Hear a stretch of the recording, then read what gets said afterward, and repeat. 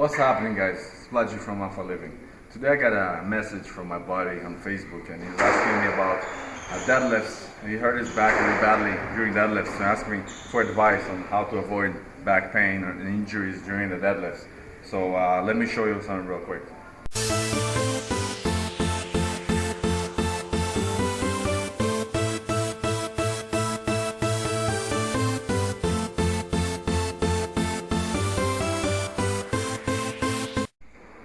So what I suggest is actually switching to a Sumo stance.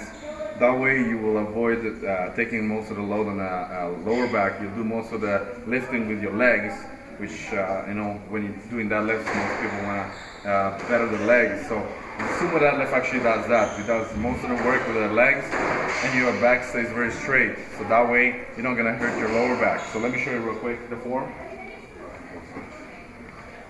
So you want to go fairly wide, but so you gotta stay comfortable. You gotta stay comfortable when you do this. If you're uncomfortable and you're too wide, it's not gonna work. You're not gonna do the lift properly. So you're gonna be right here, outside of shoulder width. I'd suggest when you grab fairly narrow, not too narrow, so you have to balance it, but where the rings are, right here.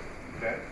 And first thing you want to do is you want to squat down lower and lift the chest up. Okay. It's very different than conventional. As you see, the start of conventional, your lower back, the first segment, the lower back is very bent, right? It's very bent. So you start to lift with your legs a little bit and then switch to your lower back. Here's very different. You go wide, so the back always stays fairly straight. So you're not gonna do this punching forward, you're not gonna injure your lower back. So let me show you a couple reps. It's fairly lightweight, but anyways, you're up here, look up, and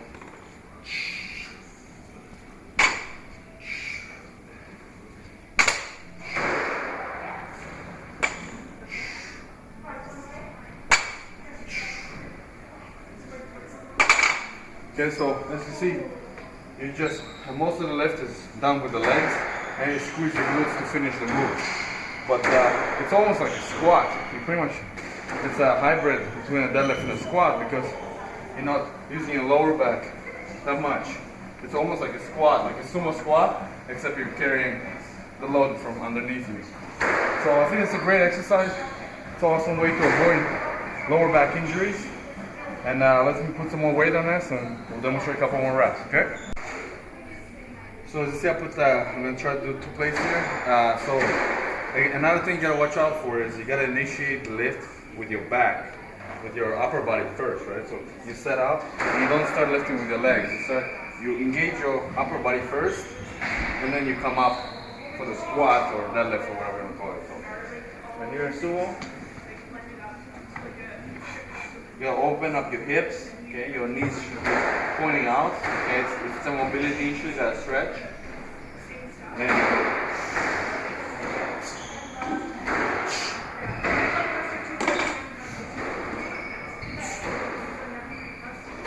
so I tighten my upper back first. Tighten my upper back, and my upper body, and then I go for the deadlift.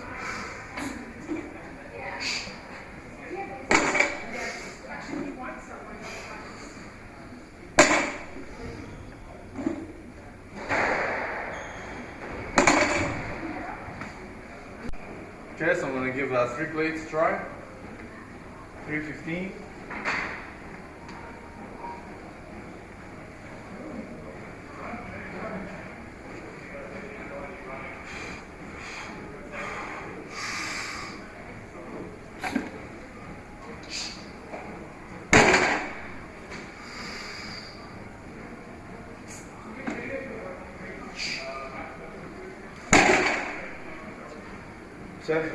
So don't forget, guys, I'm not a power lifter. This ain't a powerlifting channel, so this advice is strictly to how to deadlift as heavy as you can if you have a back injury, how to avoid back injury. So Sumo is the way to go. Most people can deadlift more weight conventionally for sure. If you look at powerlifting competitions, most people do conventional deadlifts, but this is different. If you have back injury, forget about increasing your total or whatever. Just focus on how you can work out safely. How can you still do your exercises without continuing getting injured? So this is the way to go. It's just like doing squats. If you're doing just normal squats and you back squats and you keep getting injured, and maybe sumo squat is the way for you because it keeps you straight forward. Or even better, switch to front squats. That way your upper body is as straight as possible, alright? So that's pretty much it. Hopefully that helps. And comment, subscribe, share, like my videos. I'll catch you guys in the next one. Peace!